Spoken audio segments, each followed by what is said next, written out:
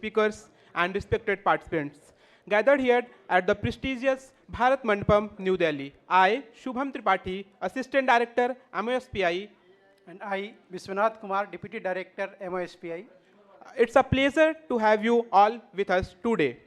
We are truly honored to be your host for today engaging and insightful technical session titled Geospatial Data for Sampling, Ocean Accounting, and Data Dissemination, a cornerstone session of this vibrant national workshop on using alternate data source and frontier technology for policy making.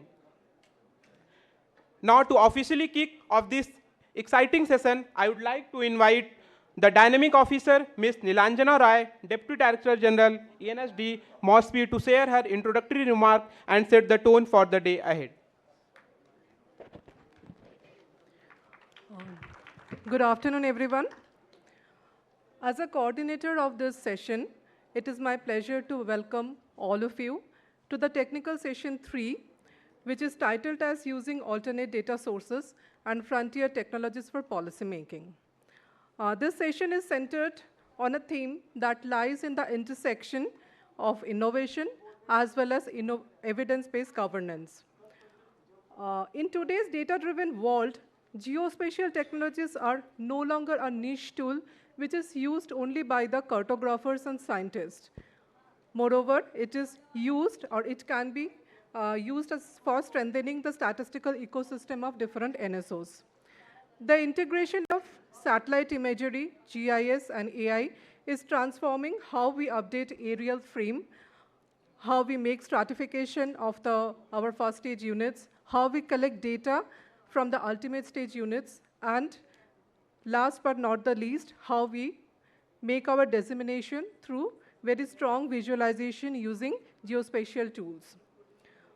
NSO India, like its counterparts globally, is tasked with producing data that is not just timely and reliable, but also responsive to the complexity of today's world.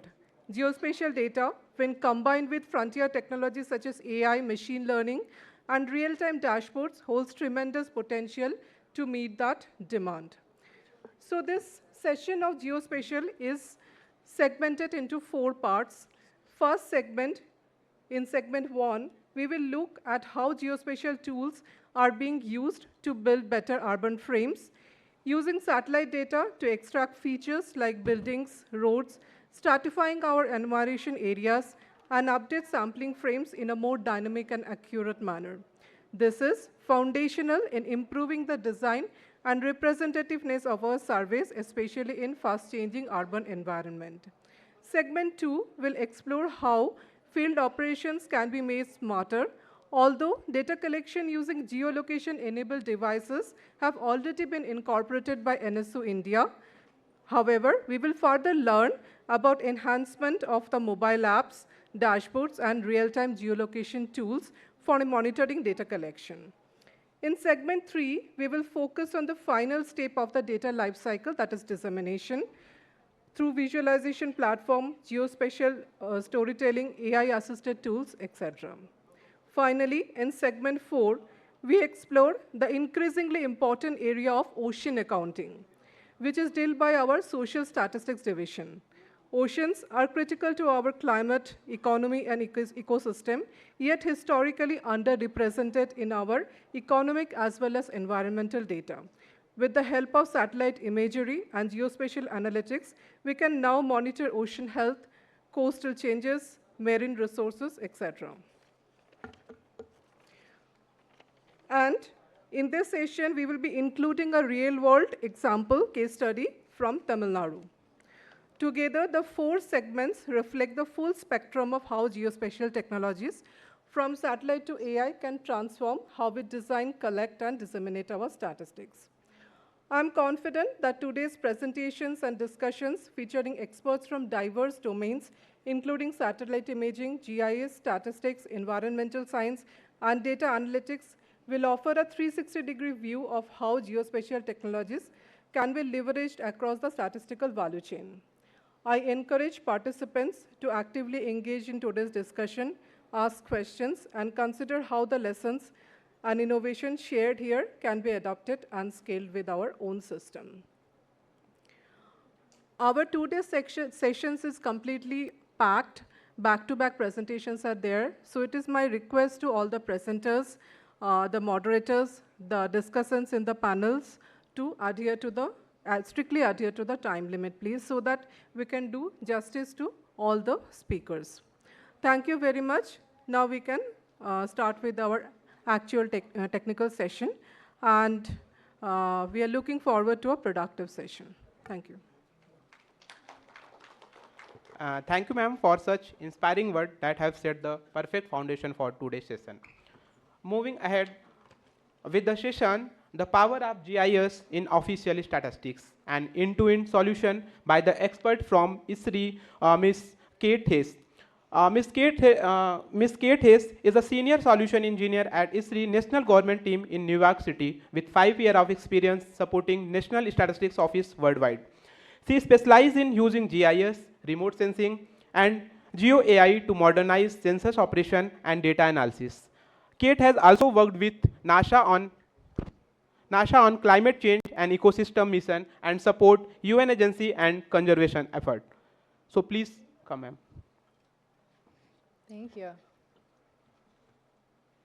So today I'm going to be talking about my experiences supporting official statistics agencies internationally and giving an overview of some of the key workflows that we see implemented around the world by NSOs.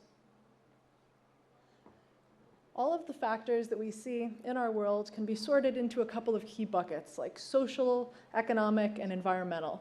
And each of these different areas, we're producing an incredible amount of data every day. And you can see some examples here that are tracked by MoSPI already, like the tourism data, the agriculture data, and of course, the population. And one thing that all of these different elements of our world have in common is that they happen in a location. So geography is a really powerful tool for tying together these disparate factors from across different segments, from across different ministries, and bringing them together so that we can analyze and make decisions, taking into account all of these different factors. So today we're going to be focusing on geospatial data as the innovative technology. So I wanted to just give some background on what a geographic information system is. And essentially, it's in a platform that gives the ability to integrate across different data sources, from survey data to Earth observation data to real-time measurements. So we have the parallel sessions looking at things like mobile data. That can also be brought in to geographic information systems as well. So this is not just a siloed data form. It can really incorporate all different data types. And then the major power of GIS is that it unlocks additional insight from this data. So you're able to perform analysis, identify things like patterns in data that you wouldn't be able to detect just from looking at tabular information. And finally, it provides a system where you can share that data out. So we were talking this morning about the importance of taking the data that's collected by MoSPI and making it available to the stakeholders within and outside of the government. So GIS provides a platform to make that interactive and really accessible to the general public. And this is a practice that's been implemented around the world.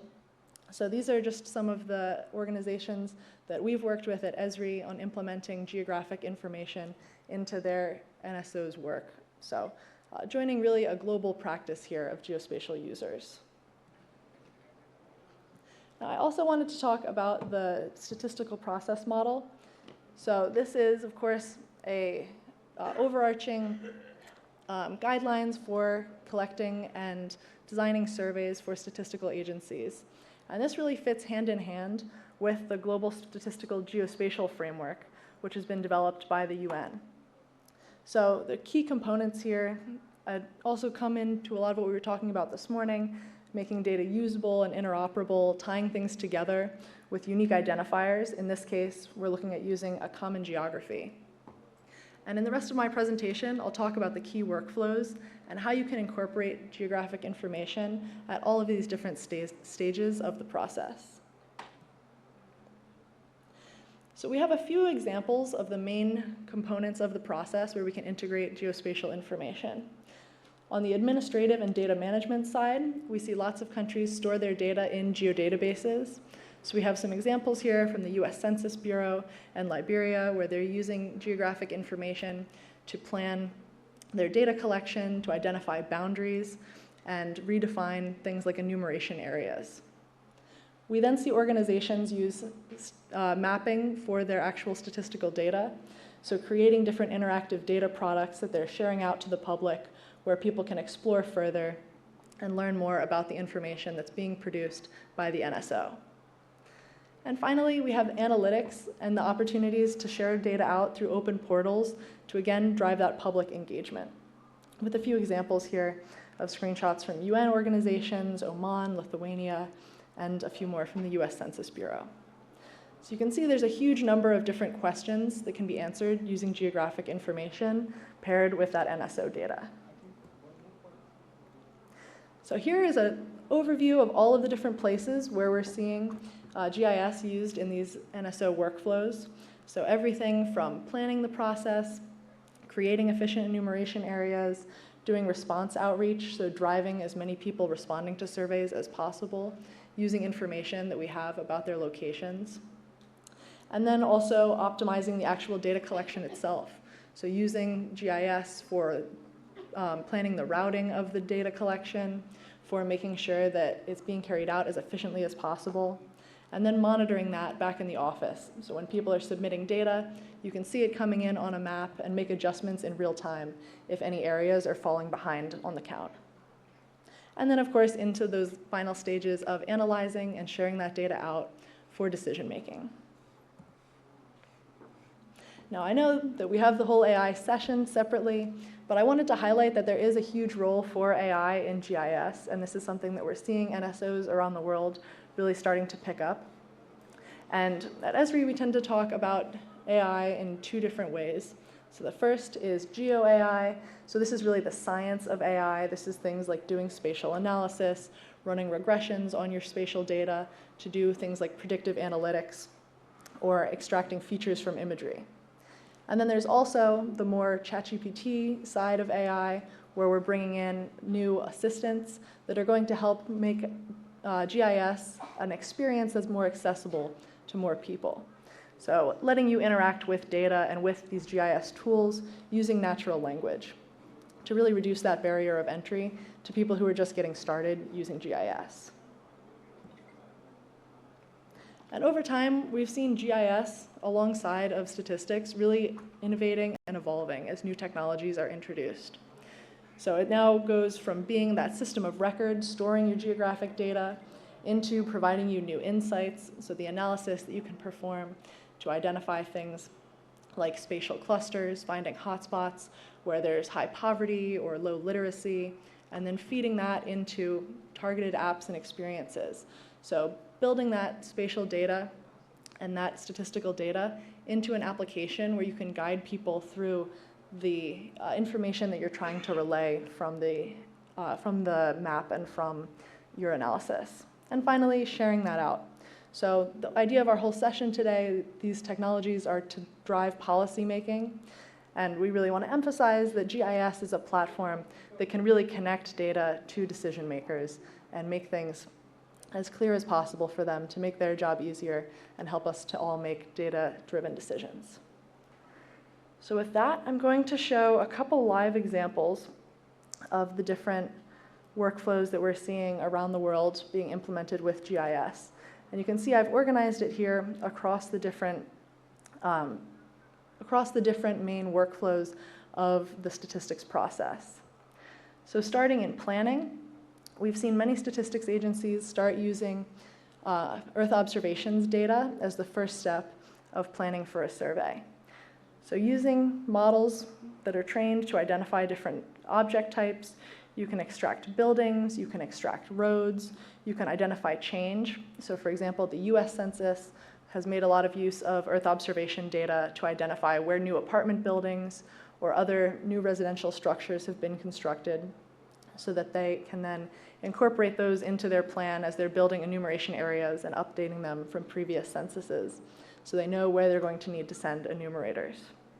You can also use imagery to start to classify residential versus commercial buildings, assuming, of course, that those look visibly different from a satellite view.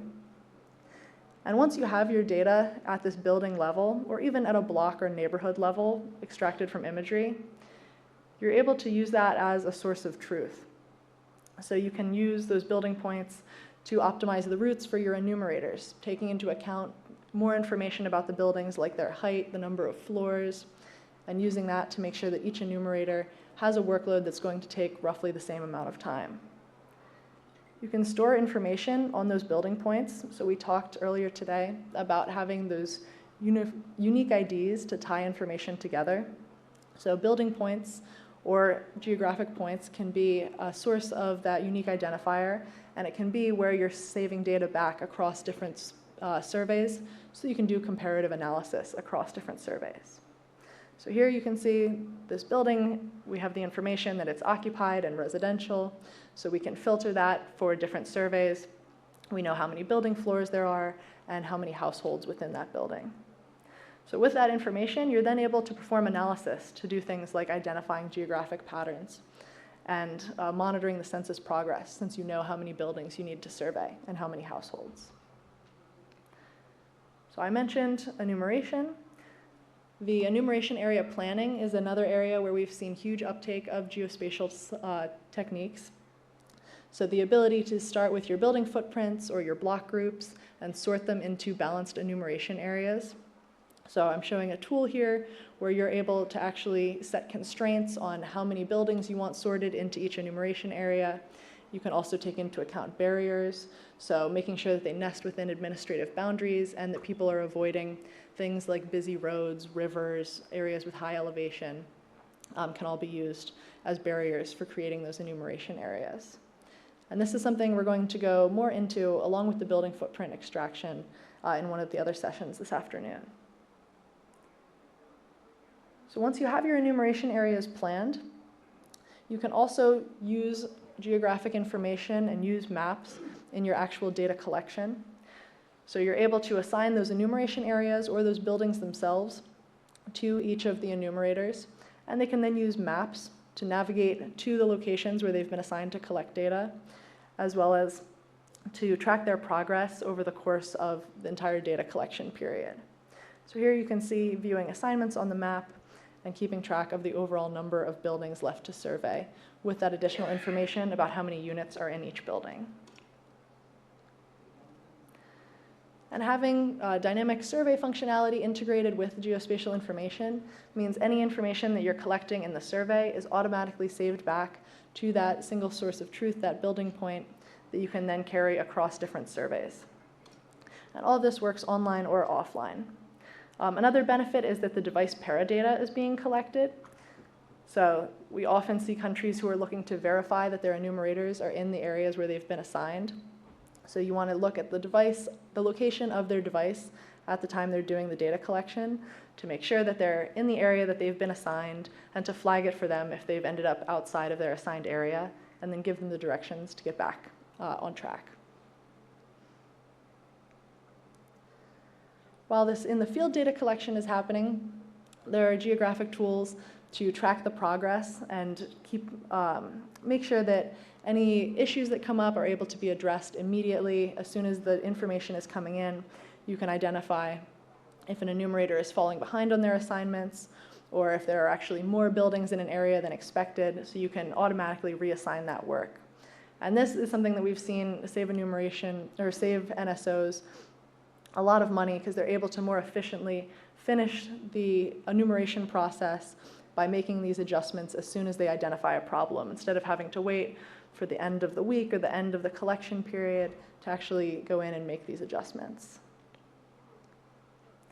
And similarly, live monitoring dashboards can be configured for multiple different levels of stakeholders.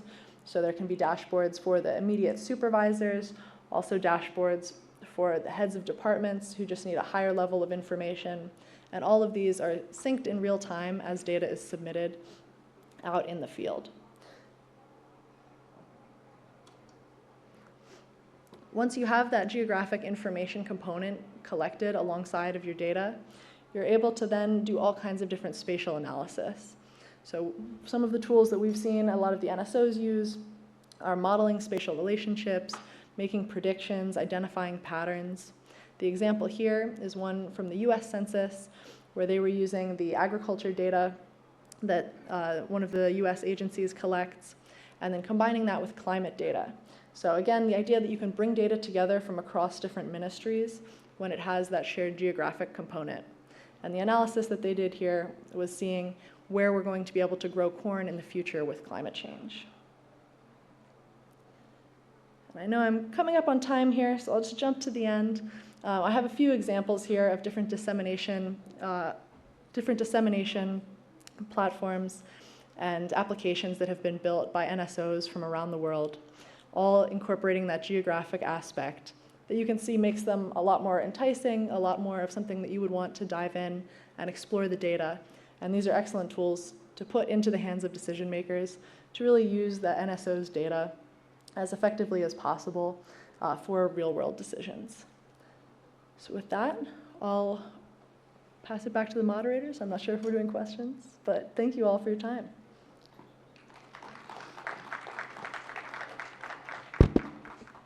Thank you, ma'am, for such an insightful presentation. Now the floor is open for Q&A session. So please feel free to enrich our conversation.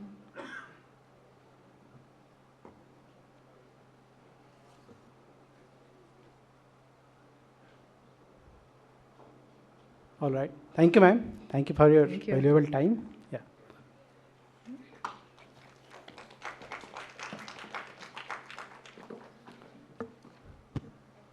So moving ahead with the today's session, we now move forward into segment 1, which is focused on planning for enumeration, which is a skillfully moderated by the accomplished Miss Sunita Bhaskar, ma'am. She is a 1996 batch of Indian Statistical Service with MSc and MPhil in statistics. She has over 25 years of experience in key role across various ministries and departments, and currently serving as Additional Director General at FOD since 2024. So kicking off the segment 1, there is a slight change in the order. So the first session would be updating enumeration area using geospatial data, which would be presented by Dr. Sarchil Kader, and sir has joined remotely. So Dr. Sarchil Kader is a senior research fellow at the University of Southampton, specializing in geospatial analysis and remote sensing. His PhD research focuses on monitoring land cover and crop production in conflict zones. He collaborates with organizations like the World Bank, UNFPA, and UNHCR, applying satellite data and machine learning to support censuses, displacement mapping, and agriculture monitoring. So I would request sir to please start the session. Thank you.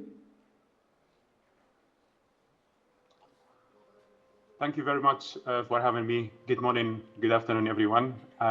So let me share my screen.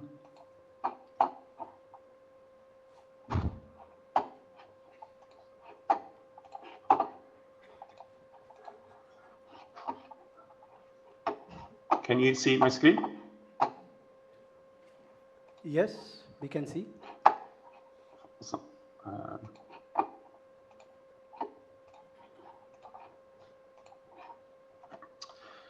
So yeah, thanks very much. My name is Sarchil Kader. I'm a senior research fellow at WorldPub, which is a research group within the University of Southampton, based at the University of based in the UK. So for me, it's a smooth transition since Kate was talking about some of those kind of innovative tool in Esri.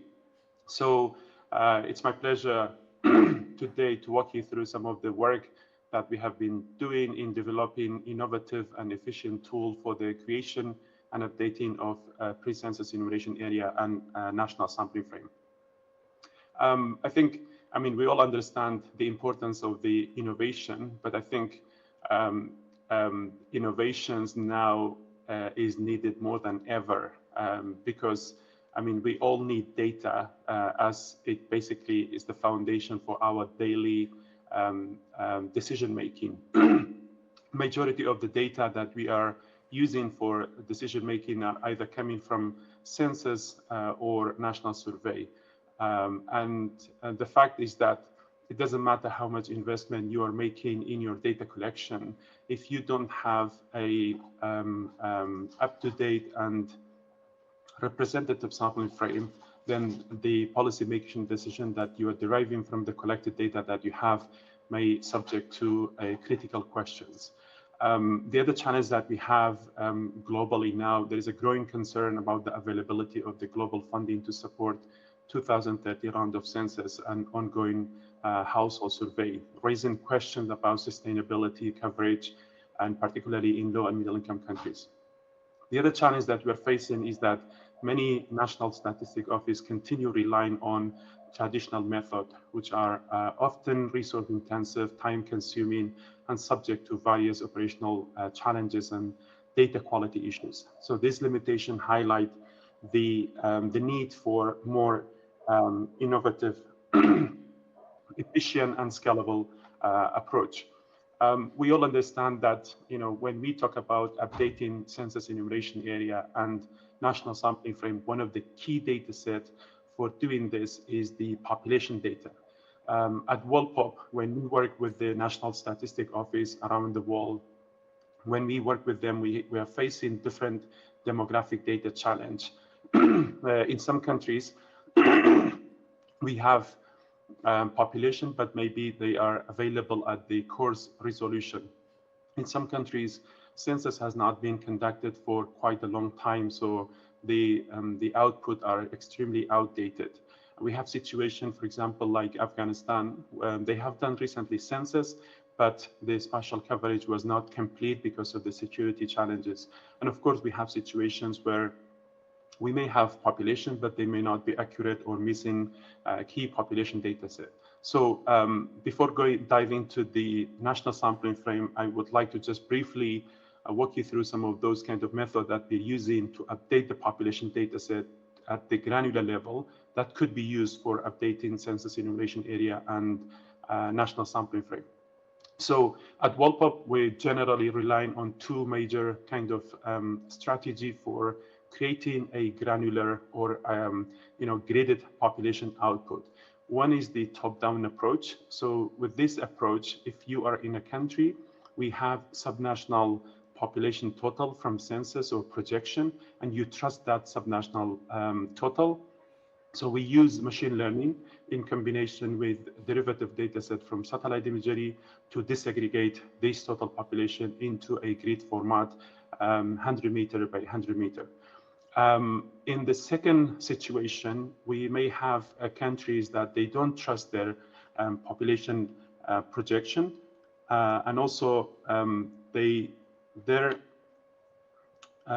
may have recent national survey where they have survey representative samples, georeference samples across the country. So in this situation, we are using advanced statistical model like Bayesian hierarchical model in combination with derivative data set from satellite imagery to predict the population in the unsampled area, of course, again, in the grid format at 100 meter by 100 meter.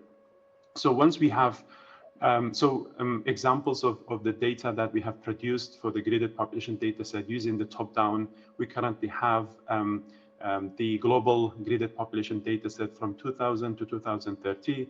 And there are a few other examples on this slide, but we have more than 50,000 geospatial data freely accessible on our website, mostly around the population. And also we disaggregate not just the total population, but of course by age and sex. The second approach, which is the bottom-up, is basically, it's a more specific, country-specific and customized method. We make sure that the method and the data input are all co-developed with the NSOs, and these are just a few examples where we have done this work. Like, for example, in Papua New Guinea, recently we have done this work and they have accepted the population output as a official statistics. We have done it in Cameroon and few other countries.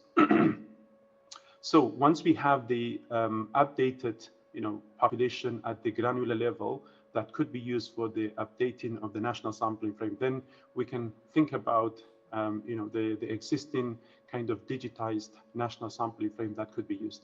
This slide basically just gives you an idea about the common existing digital national sampling frame, because there are different type of sampling frame, but here just to focus on the digital one that are mostly used by international agencies and sometimes the NSOs. So in some countries, they may rely on the electoral precinct election zone, but this is not good due to their huge special kind of unit as a primary sampling unit. And of course, it doesn't cover the entire population. For some of the displacement survey, they rely on the registration data as a sampling frame, but most of the time, this data might not be available or outdated. In some occasion, they use administrative boundaries, but again, the spatial units are quite large, so you need substantial resources to subdivide them into smaller units to reach the the household size that you're looking for in the household survey. If you are lucky, you may have access to the enumeration area, but often enumeration area are outdated because census is done once in 10 years in most of the countries. And again, the spatial units sometimes are quite large for the household survey. The emphasis, I think, is on the gridded population data to be used as a sampling frame. So over the last decade, there has been a lot of survey that they have used gridded population data set, but this approach is facing critical kind of scientific issues, particularly first around the outline of the grid, which is not sensible, and they are not in line with the visible ground feature like roads, rivers, and so on. And that basically create problems for the sample weighting calculations and confuses the enumerator on the ground for the data collection. And of course, there's other questions about the sustainability of this sort of like sampling frame for doing comparative analysis between the surveys. So while we are facing those critical challenges with the existing sampling frame, NSOs are very much interested in creating their sensible enumeration area, but often the method that they are using is manual. We know the issues around the manual delineation. So often when they create the enumeration area, they are not nested within administrative boundaries. And of course, when we talk about enumeration area, we are talking about 10,000, 100,000 polygons for the country. So even though there are tools for making the adjacent snap the polygon together, but if it's done manually, we often end up having a lot of geometric issues like gaps, disjoin, overlap, and so on. The other critical challenge with the manual approach is that it will be very difficult to manually draw a polygon and then count how many buildings are there or households or what is the geographic size. And of course, the overall process is extremely resource intensive. So at WellPop, what we have done to overcome some of those challenges that we have mentioned. So we have developed a tool that is called a PEA tool.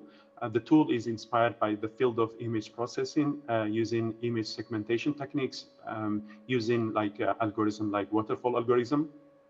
The process behind the tool can be categorized into three main areas. The input data set, we can, all of the work that we have done, we have relied on the publicly accessible data like georeference layer on digitized natural alignment feature like raw data set, waterways and so on from OSM, from other sources. The tool is also compatible with different population input, whether this is a gridded population data set, or you might be interested to using building footprints, or maybe you have the GPS point. Once you have the input data set, the tool split the area of interest into small identifiable units, which we call building blocks.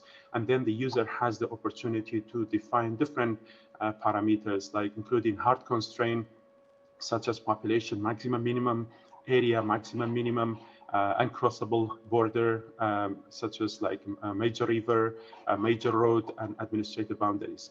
And we have also introduced some soft constraint, including shape factor and also homogeneity, if you would like to consider health and socioeconomic variable in the creation of your customized national sampling frame. Once you're happy with the variable, the tool basically merges the building blocks until one of the hard constraints is reached. The output is a shape file and has unique number and estimated population and so on. So the tool is currently developed as a QGIS plugin using Python language, and we have ongoing discussion with Kate and colleagues at Esri to incorporate the tool as well in the future into Esri platform as well. It has not been published yet, but we are working on it to make the tool publicly available. But the application is complete, and we can collaborate if you think there are any opportunities that the tool is useful for. So when you do a sort of like innovation, one of the first questions that comes is that whether the output of the tool has been validated. Yes, we have validated the tool in different, multiple countries. Here, just an example in DRC, because they have a very difficult landscape. The National Statistics Office led a field validation. They basically check out all the boundaries that we have created for the pilot. They were quite happy with the output, and they have suggested to use the tool for the upcoming census. In terms of adopting the tool for national census, and this is just an example in Benin, where we have recently worked with the National Statistics Office. They have done the first method validation, they liked it, and then they did the pilot census cartography and adopted the tool for the creating of all the pre-enumeration area across the country, and they have concluded the census mapping quite efficiently, and it was them after delivering the capacity strengthening, they were using the tool independently, because the tool is quite easy to use. In Somalia, we have currently working with the SNBS, UNFPA, Gates Foundation, and UK ONS. So the idea is to, again, adopt the PA tool for creating the pre-census enumeration area in the 5 districts. After delivering a comprehensive training, now the SNBS is using the tool independently, and they have created the pre-enumeration area for those 5 districts, and soon they are going to the ground to enumerate those 5 districts, and then we do the population modeling later on. In terms of supporting National Statistics Office and international agencies in the implementation of digital household survey to improve data quality and efficiency, presenting a couple of cases here which might be of interest and in different applications. So with our partner UNSCR, you may be aware that UNSCR has a mandate to do a displacement survey in more than 100 countries around the world. One of the critical challenges that they have when they do the survey on vulnerable population, particularly refugee, is lack of national sampling frame. The registration data, as I said, is quite outdated most of the time. Even if they have enumeration area, due to the small proportion of the refugees in the EA, often they don't find the refugees. So they reached out to us and they were seeking for innovations, what could be done to improve the situation. So what we did, obviously the PA tool cannot detect where the refugees are. So what we did, we worked together first to create a gridded refugee estimate using machine learning and derivative data set from satellite imagery in combination with a progress database that is dedicated for refugee and only available at some administrative boundaries. So through this data and the modeling techniques that we have, we created a gridded population data set, and that fed into the PA tool with the existing digital boundaries like road data sets, waterways, and so on. And we created a customized national sampling frame for surveying refugee in Cameroon, and it has been used in 2024 displacement survey by UNSCR and INS successfully. Similar kind of challenge and work, World Bank has recently was planning to do a household budget survey in Armenia, but again, the country does not have a national sampling frame. So they have limited time and resources. So they were seeking for some sort of like innovations to be able to support this survey with the most reliable and scientific approach. So they have reached out to us. We worked together. One of the couple of key achievement within this project was that we managed to create the first ever digital national sampling frame for the country. Of course, creating urban and rural stratification using geospatial techniques.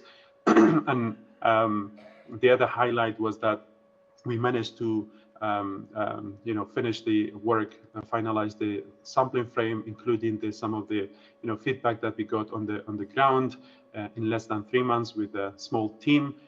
And of course, the other highlight was that all the input data set that we have used in this project was publicly available. Of course, there are other examples where we have piloted the work. Most recently in Colombia, they have adopted the PREA tool for conducting the economic census, creating the customized special unit for economic census. So at the very beginning, I claimed that we are talking about an efficient tool. So there might be a question how we quantify the efficiency.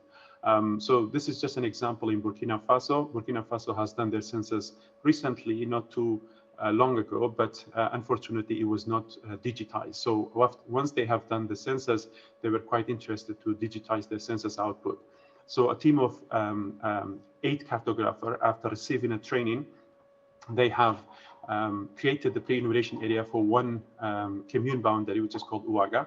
And you can see after they finished the output, they shared the data with us. You can see that they're not nested within administrative boundaries. There were a lot of geometric issues like gaps, disjoint, and so on.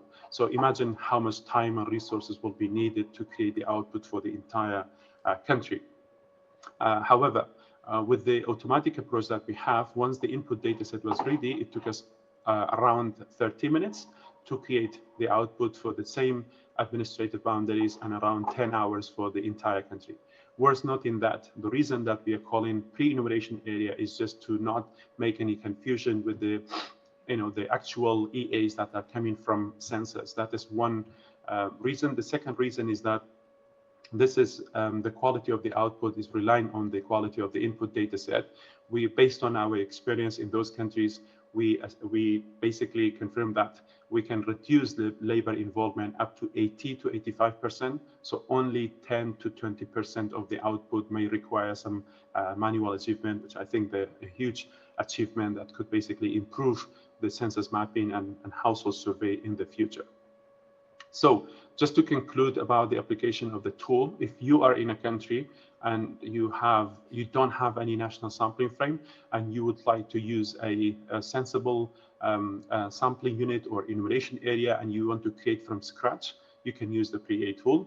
If you are in a country, you may have the census enumeration area. Maybe most of the countries that is the plan for the 2030 round census.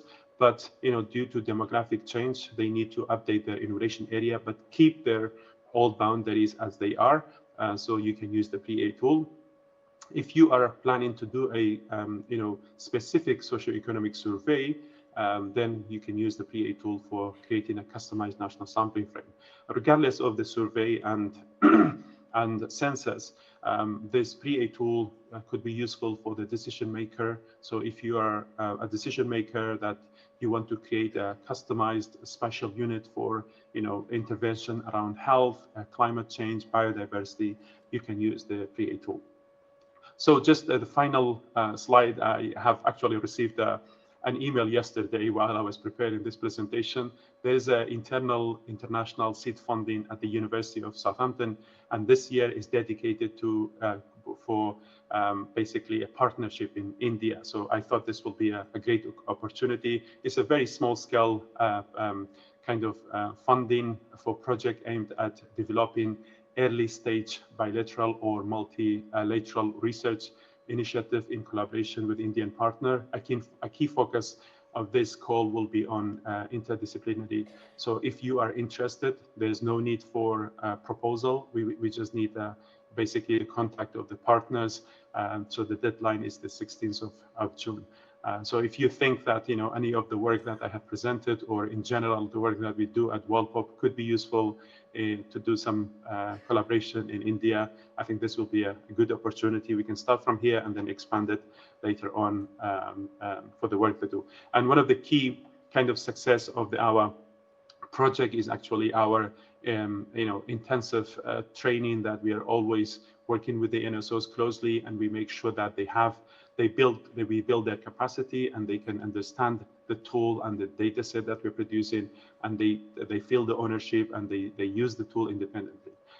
So thank you very much for having me. I'm happy to answer any question.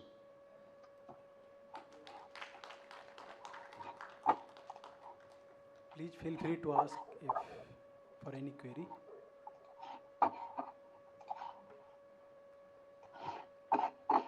As there is no query, thank you so much, sir, for such insightful presentation and thoughts. Thank you very much. Thank you, sir.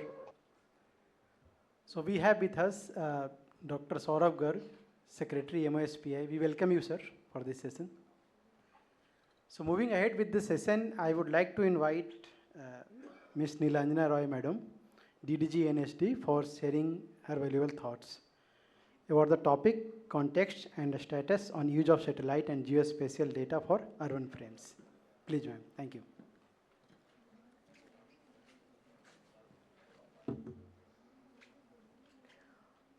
Good afternoon, everyone. Actually, this presentation was supposed to be the context setting presentation for this session, but because the international participant was given time, so we have moved it forward. So I will talk about, like, survey chain of NSS, we all know is a very intricate chain, and lot of nodes are there from the planning till we disseminate the data. However, in this presentation, I will talk about only those nodes where some kind of application of geospatial is already there, or there is scope of using the geospatial data. So first one is urban frame survey, where we update our urban frames. And second one is after identification of the urban blocks using UFS map, when we do the stratification, there also some scope of geospatial tools are there. And the third one is when the households or enterprises are selected from the villages or the urban blocks, and the data is collected. There also the tablets they use, that is geo-enabled. So first I will move to the urban frame survey. We all know why we do EFS. The primary reason is that for rural areas we have census village list as the which serves as the frame. However, for urban area, such readily available list is not available, and it is definitely not practical that every time we are launching a survey, we are doing a frame updation. Therefore, this urban frame survey is done to give a list of blocks, urban blocks, which can be repetitively used in different surveys for selection purposes. An UFS block is nothing but a continuous geographical area consisting of 120 to 150 household. The UFS block should be mutually exclusive and exhaustive, which will cover entire urban region of India. All the boundaries and the corners are well defined, and all the permanent landmarks are also marked in the UFS blocks, UFS maps, so that it is identifiable over the years. It is done in 5 years phase. Presently the 20 to 27 phase is going on, and first phase was in 59 to 63. 2017-22 UFS phase is the first time the digitization has taken place, and the web application is developed in collaboration with National Remote Sensing Center, ISRO Hyderabad. The next presentation will be taken up by them. A mobile app, which is Bhuvan mobile app, which is used for collecting geo coordinates and block boundaries. And after the fieldwork is completed, those who have attended the pre-training session of the geospatial data, We know that when we are superimposing, what is block? It is nothing but polygons. So when we are superimposing those polygons over a map, then there will be gaps between them or they will be overlapping. So it will never be mutually exclusive and exhaustive. So some kind of correction is needed. So QGIS, which is an open source software GIS platform, which provides that opportunity for correction. P-1 web portal provides the visualization, storage and access to digital UFS maps. The inputs for this UFS survey are the administrative atlas, which gives an idea about the shape of the town, the scaled map of the town, which will give the idea about the boundaries, and district census handbook and latest information with town authorities. These two sources will give an idea about the population, the area, the number of households with the projection for future. Whereas if you see the output side, the digitized maps are the output, whereas one block is a area consisting of 120 to 150 household. If you go to the higher side, that is the IV unit, which consisting of 20 to 40 such blocks, and town map consisting of all the IV units, delineating all the blocks inside the IV units. So you can see that this is a digital map of Badoni town, which is before digitization and after digitization. So the same places are marked in blue, red and yellow in both the digitized and non-digitized map. We can see how much mistakes in scaling we do when we are trying to do it in a hand-drawn format. This is recently done. We have taken it from the RO Chennai. This is a town of Almaty, which is near the Chennai city, which consisted of 35 urban blocks. The present status of UFS digitization is as follows. NSO and NRC on 22nd of February 24 has institutionalized their collaboration by signing an MOU. Approximately 80% of total 8,000 towns have already been digitized. The stakeholders benefited from this, definitely MoSPI along with the state DES. Ministry of Health and Family Welfare is another ministry which is benefited from that. Forest Survey of India, as well as it is available to all the NGOs and academic institutions who want to conduct some kind of survey. What are the enhancements foreseen? We are looking forward to advancement in the mobile and web application so that real-time data validation and automated editing and scrutiny features are incorporated. We also look forward to efficient monitoring of the real-time fieldwork and streamlining workflows for updating of data. And the most important part is that if it is existing in silos, it will not be of any use. So it should be integratable with other datasets for cross-sectional applications. The future expectation of NSO from UFS is like that. We are expecting a expanded usage. More government departments, urban planning bodies, disaster management authorities will be using it. A centralized digital platform, it is available, then that will foster interagency data collaboration and sharing, which will result into a coordinated development efforts.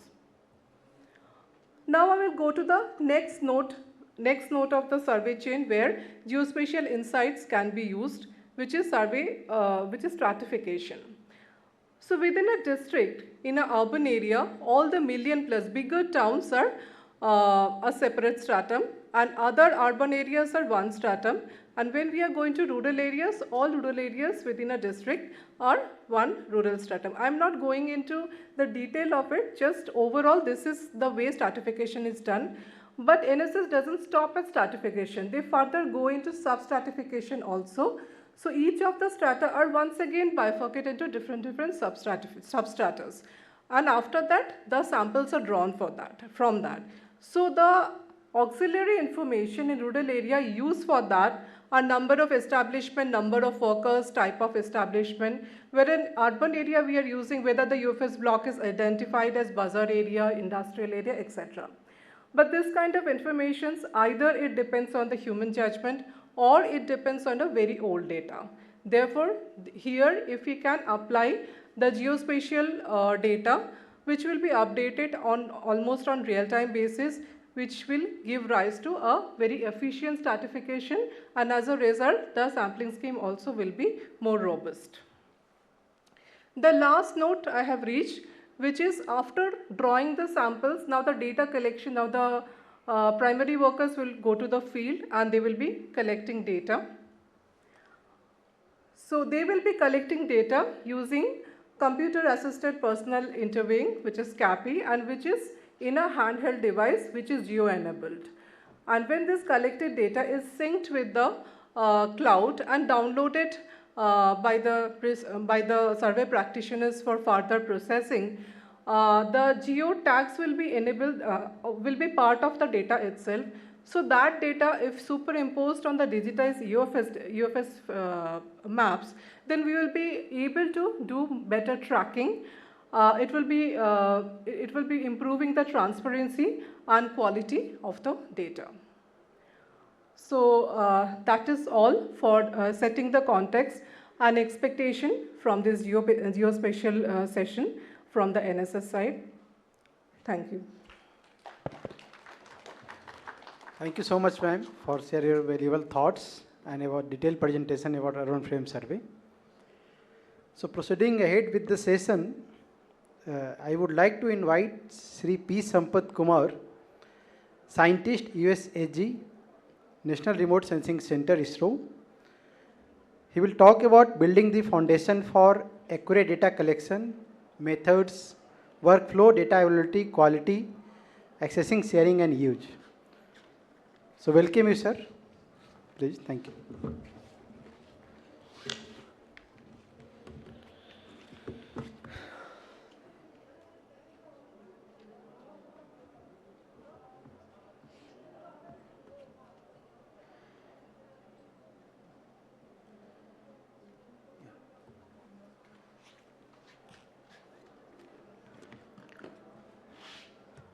Good afternoon all. Myself Sampath Kumar from NRSC, ISRO.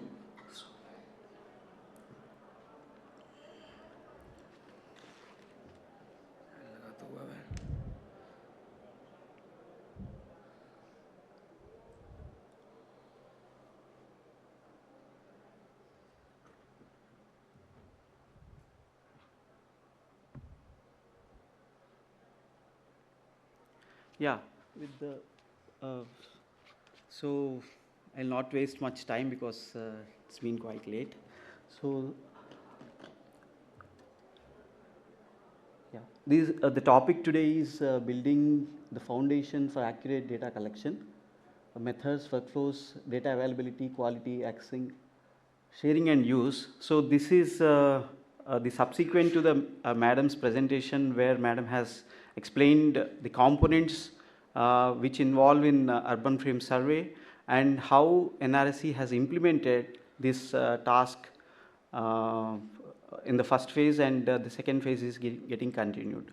So my presentation contents are a brief about NRSC and the background about the UFS, NSO UFS, and the components which are mentioned for the presentation and the conclusion.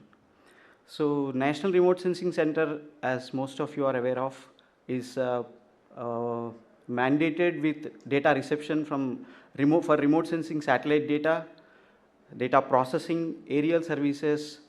Then we have disaster management, remote sensing applications, earth and climate studies, geospatial services, and capacity building. So the current task of we have the background for the geospatial services. When we come to geospatial services, we have P-1 as a platform, various components like visualization and data, free data download, applications, various sectors we have about agriculture, urban, water, so many. Maps and services, like we can access various services we can locally consume the local applications, and we have about collaborative applications as well with various ministries. So currently the P-1 applications collaborate with almost about 40 central and state ministries. So the background is like madam has already given about the urban frame survey. So the map which like urban frame surveys used to be conducted on hand-drawn sketch maps. Like I was involved from the beginning, like conceptualizing, understanding the survey being carried out by the MoSPI, and then drawing out the requirements and translating and developing a application which is into an operational phase. So it was very enlightening for me to understand the system and process and implement at a scale of 8,000 towns across the country with thousands of concurrent users. So this survey is like it is used for socio-economic surveys in urban areas. It's an activity which involves door-to-door. The field officers will travel to door-to-door and then collect the data and then update it and then compile at the office and used for the further analysis. So traditionally the hand-drawn maps which are not up to scale, not shape. So as been already told, like they have a lot of deviations when we translate it into a geospatial format. And then it is an activity which is repeated every 5 years. So it's not one-time job, so it is repeatedly being used. So we can understand how tedious it is to update the hand-drawn maps and then being done by somebody and being updated by somebody in subsequent years. So considering all these things, like MoSPI and ISRO have collaborated to develop an end-to-end solution to overcome this with the technologies available. So there was a pilot study conducted for 4 towns at different geographical locations with a preliminary application, and then it is being implemented and then generated, like these are the sample data sets over Dehradun, and a map of block boundary and IV unit boundaries being prepared. So during this process, an application is developed and then it is being trained to the field officials. They are trained how to collect the data and then being uploaded to the servers and then generate these desired outputs. So it has resulted in 3 major components. One is mobile application, then is a web application, and a standalone application at the client end, that is GIS software, that is QGIS. So these are the 3 major components the whole activity involved. So in this there are been like a lot of users at various levels. So hierarchical authentication is being provided, and then users, like, because in the practical sense there are mobiles, multiple users will be used, and the same mobile can be used or will be used for multiple geolocations. So these are the considering these things. So the authentication using UUID of a mobile will be assigned for a particular region and then integrated and data collected, that the ID from that UUID and the data collected will be used for stratifying or organizing the data at the server end. And then we use like data collection of various features like boundaries, 4 boundaries which are polygon in nature, and then point, that is listing, which are which are used as a marks. So these then the moderation will be there, because in the field we may not able to collect all the data. So the data the basic data will be collected in the field and which will be updated at the office. So the provision is being given, and then the refinement of attributes and the boundaries is provided. So this kind of mobile application framework is being developed. It is being revised in collaboration with the ministry, and so it's been almost multiple versions have been developed over a period of time. And then there are very unique conditions, like most of the times in the data collection time we may not have network. So considering these things, we have facilities for posting the data offline, I mean collecting the data offline and then posting again later. So the whole architecture is like this. So there are hierarchical users where they can access mobile application, web application and QGIS application, where these application gets connected to the services. These services will have authentication database and then field data which is in the raw format, which is not organized, and then field photos will be there. So the database which is generated from the field, a tool automatically runs whenever the data comes and then will be organized into different categories. And these data sets are again collected or can be accessed through these the web application and the QGIS application for refinement and generation. So the data availability and quality, so there are many constraints while generating this kind of data sets we have used. Like we have to control the device. So as madam was also mentioning, so tracking of the people or how these people, how the various field officials are collecting and monitoring them. So this kind of information we also need to see, and then authentication, like a same official may go to one block to another block, so we can have management of authentication or unauthenticating the particular mobile device so that it can be enabled easily for doing multiple activities on the go. Then location information, like we have geofencing, then multiple photographs at a given location and household count. So the as very important thing to create the boundary, the block boundary is the counting of the household. So the cumulative count will be shown to the field official so that he will be aware of when to close the block boundary and then he can draw. And then features a field IV ward boundary with specific attributes. So each boundary will have a specific attributes, so these will be incorporated. So then as I mentioned, then connectivity based posting also is there. So you can post immediately or subsequently you can come office or wherever you have network, you can post that. So these functionalities are divided, like where we can use at both office and camp, and where what kind of device you can use and what are the features we can use for. So the web portal is used primarily for visualization, attribute moderation or updation. We can do queries, like when we are doing the updation of the data, we can query what are the, for a particular block I have to query, or a particular IV unit, so many. Then we can, after that we have report generations which are called schedules. So the user, they need schedules, so those schedules, these data has to be finally organized into different schedules. So, and culling out these data sets and framing the schedules and providing is another task which we have sorted and generated.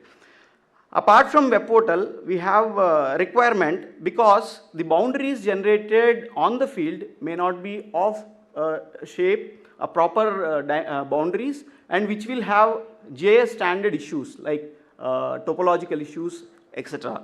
So to overcome that, we have provided a system like where we can access this map as a service or a WMS service in the local GIS software, and then on top of it, the user can create the database boundaries with GIS standards and then validate them and then post back to the server. So for that, we have developed two tools. One is general access of the data and then uploading the data, and while uploading, the user specific data has to be uploaded. So this is one of the example of the boundaries which are created in the field, which are having a lot of gaps. And this is the refined boundaries of the same area where without any gaps has been generated. So in the accessing and sharing part, so there are at different levels like JSOs, SSOs, ROs, RH, and at headquarters, at multiple levels, the hierarchy based user functionalities and then user facilities. Like for example, the JSO ID has to be created, which is auto-generated.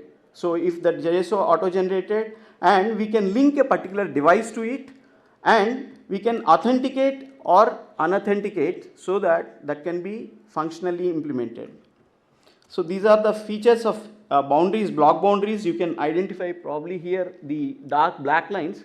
These are the block boundaries, and which culminates to a ward boundary or an IV unit boundary, and then finally we will have a town boundary. So during this process, we also have interesting requirements as multi-field labeling. So in a GIS software, it is quite easy, but in a web environment, it is new thing for us also to do and implement. So the use and conclusion is like we have NSSO and NRSC initiated a collaboration. The pilot study has been concluded for 4 cities. Then open source based tools have been generated.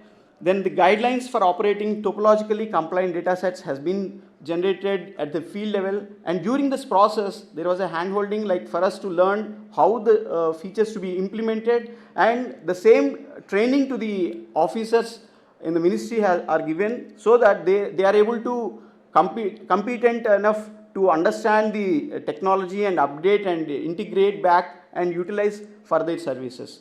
So this has been a lot of training of trainers has been conducted, and which has been delivered across the country for thousands of officials working on the field and offices at various levels. It was been a massive project for us to understand the scale at which it is being operationalized, and then for the phase of 2017 and 22 it is completed, and 22-27 phase 2 is going on. So thank you so much. So this is one of the schedule format, how we have the black shows what are the fault fields which are being as a format for the field officials, and the blue shows how we have to cull out from the desired data and to fulfill this. And current status is we have about listing about 6 crores of features, block boundaries about 9 lakhs, IV units are 30,000, and ward boundaries are 74,000, and town boundaries we have almost completed for 7,000. So this is the current status. Thank you so much. And this is the work. I mean, I'm representing a team of officers working at NRSC. It's been a culminated work of collaboration. I mean, many officials from MoSPI and NRSC have been done and then concluded at this stage. Thank you so much. Any questions, please?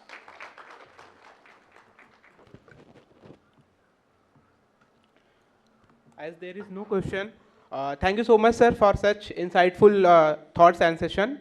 Now it's a time to take a lunch break, and we are little delay, so I kindly request everyone to return by 2:15 p.m. Thank you so much.